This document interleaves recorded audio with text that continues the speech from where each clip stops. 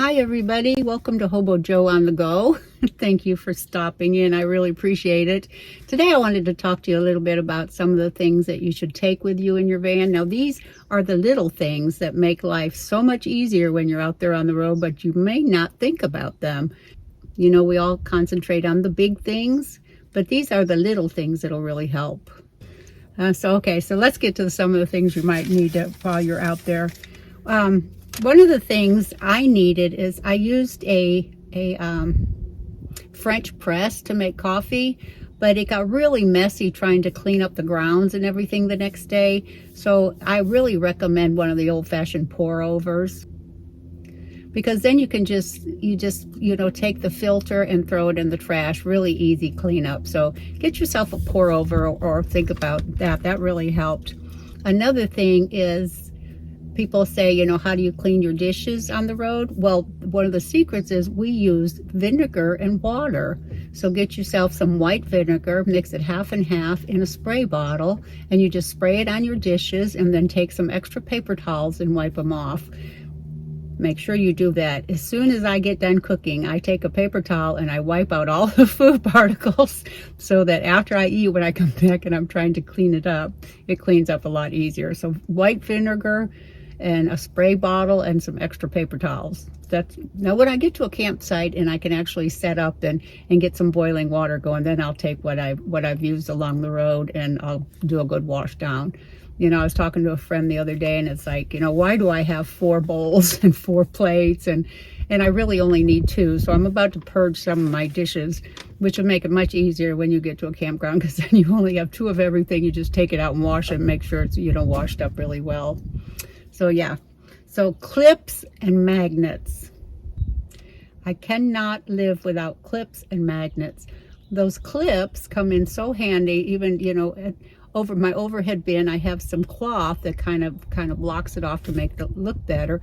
And it's all, the cloth is always in my way when I'm trying to get in there and get something. So, you know, as easy as grabbing a clip and clipping it to the edge there. I mean, you know, clipping your curtains open, clipping them closed at night along the edge so nobody can see in along my blackout curtains. I clip the tarp on the top of the van, you know, with those clips. I can clip a tarp to any of my screen houses. There so many uses for those dang clips, you wouldn't believe it. So go to Office Depot or Walmart and get you some of those clips. I got some big clips and I got some little clips. I mean, they even clip to the chip bag clothes, you know, you just can't beat them. And then magnets.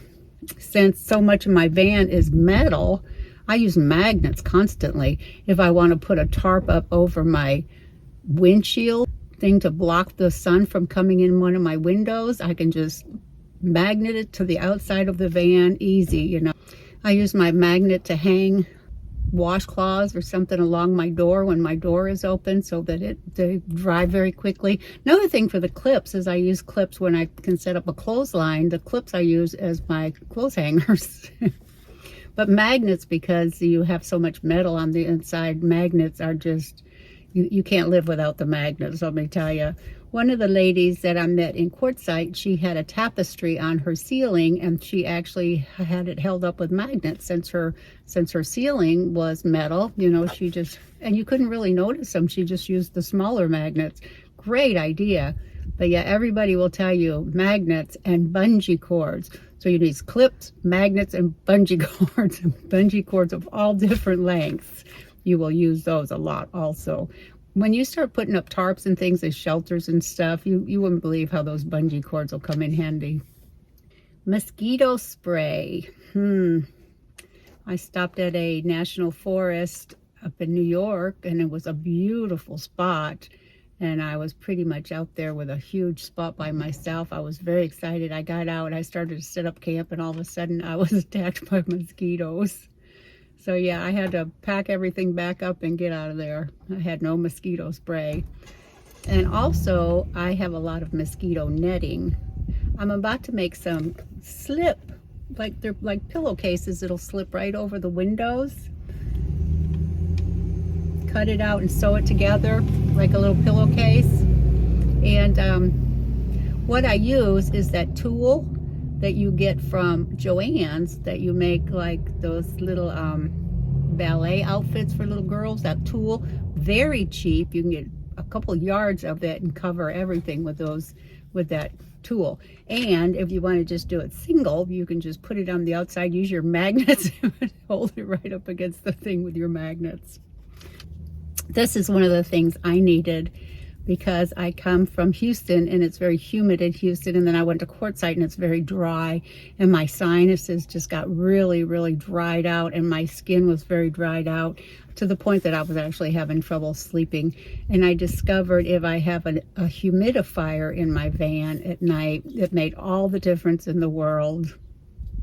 Another thing I would really suggest is taking some lip balm, because you know your lips really dry out there, and it's absolutely imperative that you have some sunscreen. Definitely sunscreen. So another thing, depending on where you're going to be, you know, I always take a light blanket and then a heavy blanket. If I'm not using the heavy blanket, I just fold it in half and I slip it up under my mattress, but it's there, and then I have the sheet and the light blanket if I'm like in the desert in Arizona or something. And a lot of people, if you're going up north where it's going to be cold, will take a really good sleeping bag. So you need those also. So another thing that really makes it cozy in your van or minivan at night is to get some solar lighting, some of those string lights, especially solar or USB powered. That works pretty well too. But I like the solar, and then you just turn that on at night and you have a little ambient lighting in the van, makes it really cozy. If you're going to do videos, you really kind of need to invest in a microphone that's got a sock, and it doesn't have to be expensive. I think a couple of the microphones I've had have all been under $50, but it makes a world of difference. If I'm out videotaping and it's a little windy and I've forgotten my sock, I actually pin it on the inside of my shirt, and that helps with the wind. A tip, if you're going to be videotaping when you're on the road, pull over and wash your windshield, because every little bug splatter shows in that video. I learned that the hard way too. So if you can afford it, a Bluetooth speaker makes all the difference. You know, I have an iPad and I download movies when I have good internet, and that way if I'm out in the middle of nowhere and I have no internet, I still have movies and books that I have downloaded. And a lot of people will get a web boost. I haven't gotten a web boost yet, but I'm probably that'll probably be my next big investment. Okay, so those are a lot of the little things. I'm sure there's other little things that I have forgotten that have made your van life much more comfortable. And if you can think of something, go ahead and add it in the comment below, because it might be something I hadn't thought of that I could really use.